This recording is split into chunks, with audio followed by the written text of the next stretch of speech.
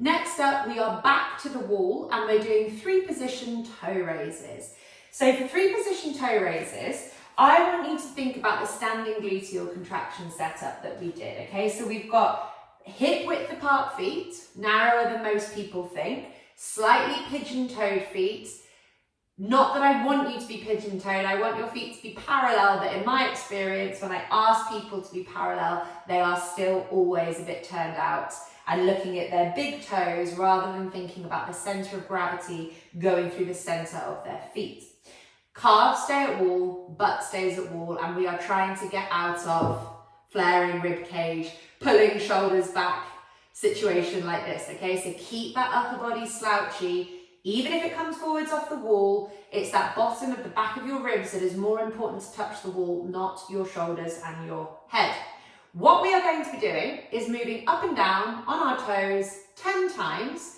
We're going to be moving up and down like this, so you can see that my knees are straight and my bum stays at the wall. So there's a swooshy, swooshy sound up and down. I'm not doing this because that's not me moving my feet, that's me using my pelvis to generate the movement.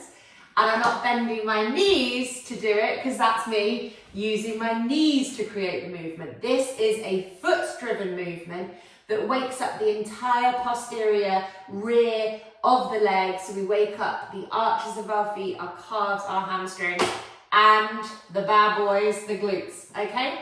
So we're gonna do 10 of these. Go really slow. So I'm gonna do 10 at my pace. I would rather you go really slow and focus on doing this really well and do 3 reps rather than do 10 just for the sake of keeping up with me, okay? Bum stays at wall throughout. Your knees stay straight. Your toes stay on the floor. And it's like you're wearing a pair of high heels. So you're pushing yourself up into the balls of your feet, trying not to claw your toes. And you're really trying to make sure that your weight drives into the big toe joint edge of the foot. So what we don't want as you go up is that you sickle all of your weight outwards and roll onto the outside edge of your feet and lift up the big toe joints. Really focus on the ankle moving through and into the big toe joints, okay? 10 here, bum stays at wall, off we go. 1, 2, go as high as you can into those big toes. 3, 4, 5, 6, 7, 8, 9, 10. Good job. Hopefully it goes without saying that you're going to be feeling this burning in your calves.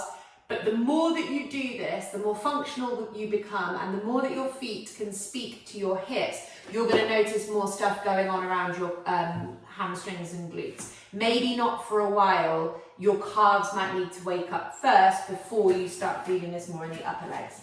This time you're keeping your ankles at hip width apart, so they're not moving. The ankles stay where they were before, but now we're turning our feet out and lift to the position that most people want to do. So this should feel a little bit easier to kind of get set up. Same rules apply, so the ankles, the calves,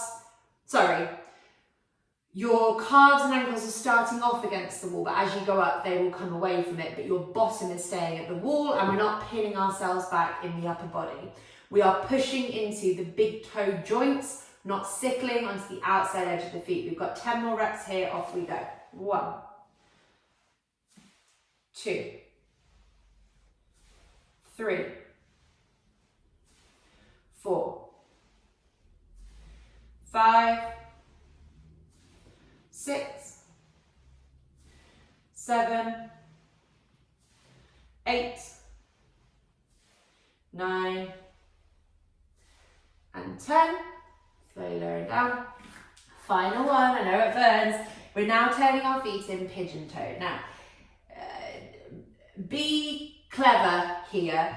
Don't go so pigeon-toed that you give yourself any knee pain. So lots of you will be absolutely fine to go quite pigeon-toed.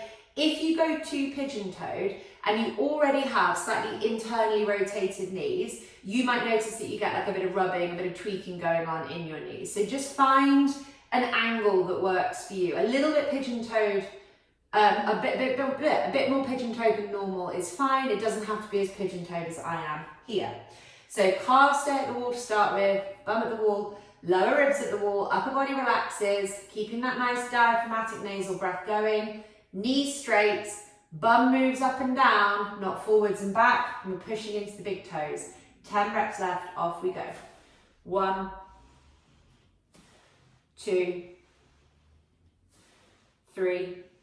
Make sure you go all the way back down before starting again, by the way. 4. Slower you go on this one, the harder it is. The slower you go, you're using control and muscles rather than momentum. 7, 6, 8, 9, and 10. That was 3 position toe raises. Obviously, all about foot function and ankle function, but it's getting your feet speaking to your glutes. So you may not have felt that in your glutes today, but you will at some point in the future as you become a little bit more connected between the 2 points.